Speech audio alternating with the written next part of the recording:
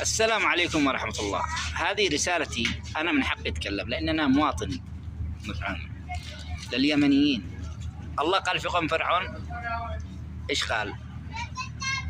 فلما آسفونا انتقمنا منهم. ليش؟ لما فرعون قال أنا رب، قالوا له بني إسرائيل أنت رب. اليوم من مسؤول يسرق قال له بعدك، وقاس ثاني يسرق قال له بعدك.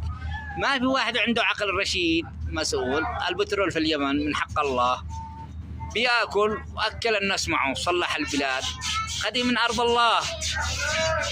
راحوا يعملوا عماير وراحوا ينافسوا المغتربين. المسائل حقنا رجعوا ينافسوا المغتربين. بالاخير كانوا يسبوا السعوديه والخليج، بالاخر رجعوا لعند السعوديه والخليج لعند برا. يا أخي أنت إذا طلعت من الحكم أو قد ظلمت ربي ستر عنك، احمد الله واستغفر الله. شوف كم في مال مخزن عندك وديته لبرا يستفيدوا، ردوا انفقوا على الناس اللي في اليمن عشان يسامحونك عند الله. لا تظلم نفسك يا أخي المسؤول، اتق الله، أنت بشر بتموت. هذه رسالة، وللشعب اليمني أن يصحي من الغفلة وأن يعرف إيش له وإيش ما عليه.